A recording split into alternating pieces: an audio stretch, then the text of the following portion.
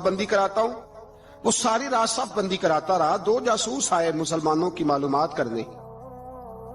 मालूमात करके जब वापस गए तो हजरत उमर फारूक रदी अल्लाह तआला अन्हु के सिपाहियों को देखा, गौर से पलटे तो बादशाह कहने लगा, क्या हाल देख के आए हो? कहने लगा, सारे मुसल्ले पे बैठे हुए, जितने घंटे हम वहां रहे हैं मुजाहिदीन मुसल्ले पे रहे हैं, यूं लगता है जैसे उनका दुनियादारी से कोई ताल्लुक। और कहने लगे, बादशाह कोई ऐसी ताकत है जिसको वो बुला रहे थे, कोई ऐसी कुव्वत है जिसको वो पुकार रहे थे। हमें भी वहां खड़े होके महसूस होता था कि हाँ कोई है जो आ जाएगा इनकी मदद के लिए, कोई है जो पहुंचेगा इनकी मदद करेगा। ईरान का बादशाह कहने लगा, मुझे समझ आ गई है, वो जिस्म की ताकत से ही नहीं लड़ते, वो कोई गैबी ताकत है जिससे वो लड़ते हैं। भाई वो गैबी ताकत भी तो हमारे पास हमने नाराज कर लिया ना, वो भी तो नहीं ना, मस्जिद का रुख भी तो कोई नहीं। और मैंने पिछले जुमे भी कहा था, फिर कहता हूं, वहन हो गया उम्मत को। नबी पाक ने फरमाया, उम्मत को वो क्या है, दुनिया से मोहब्बत हो गई है, मौत से कराहत हो गई, वहन है।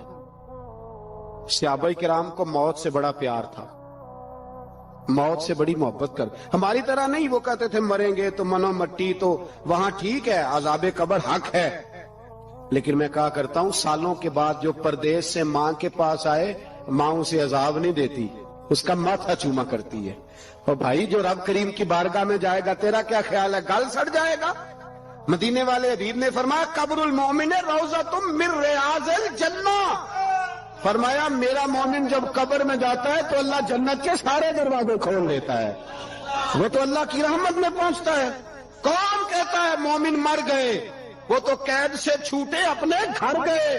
कौन कहता है कब्र में अजाब है, तो सिर्फ अजाब ही है, हाँ मुजरिम को सजा मिलेगी, लेकिन मोमिन हमेशा जहन्नम में, वो बिलाखिर जन्नत में जाएगा, बिलाखिर जन्नत में जाएगा। और किसी दरवेश ने बात की, वो करके चले गए, बर कमाल ही कर गए। कहने लगे, दोज़ख में मैं तो क्या, मेरा साया ना जाएगा, क्योंकि रसूल पाक से देखा ना जाएगा।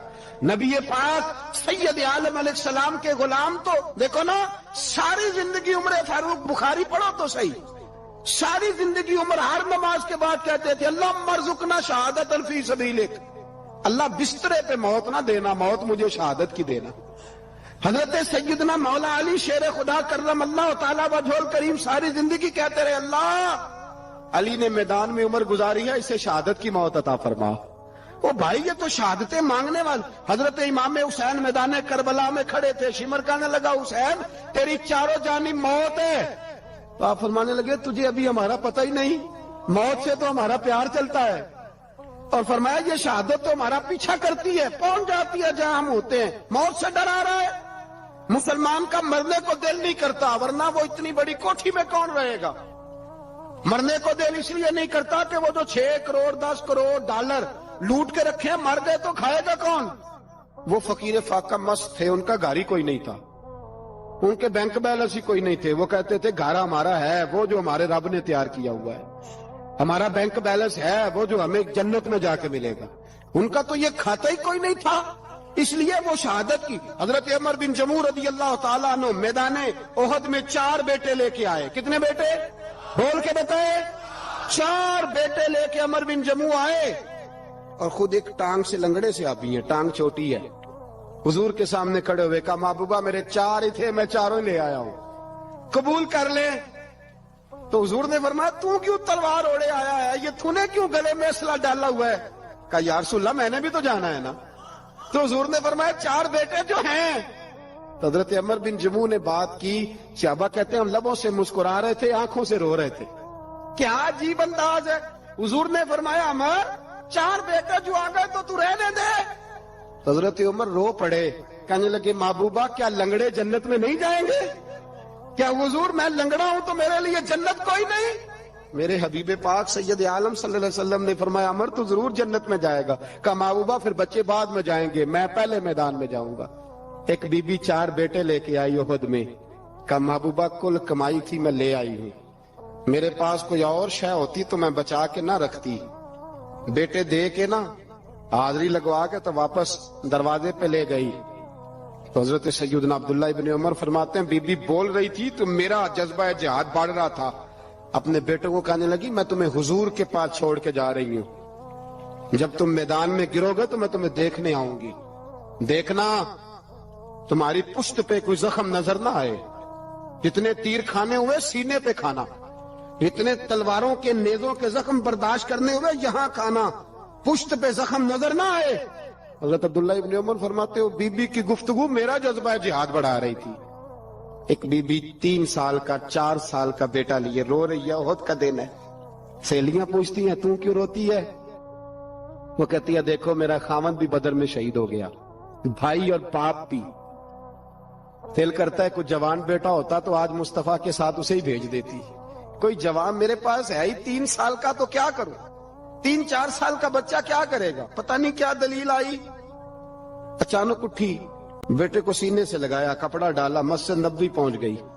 حضرت بلال کہتے ہیں مجھے ملی، کہنے لگی بلال مجھے پتہ ہے حضور تیاری کرا رہے ہیں جنگ کی، پر 2 منٹ اگر میری ملاقات ہو جائے۔ بلال حبشی کہنے لگے حضور ہم ایک بی بی ضد کر رہی ہے۔ حضور باہر آئے، کہنے لگی حضور میں فلاں کی بیٹی، فلاں کی بہن، فلاں کی بیوہ ہوں، میں نے بدر میں 3 شہید دیے ہیں، اب میرے پاس یہ 3 سال کا لال ہی بچا ہے، بڑا فخر ہے میرا، لوگ مجھے شہید کی بیوہ، شہید کی بیٹی، شہید کی بہن کرتے، دل کرتا ہے شہید کی اماں بھی کہیں جاؤں تو میرا بیٹا لے لیں۔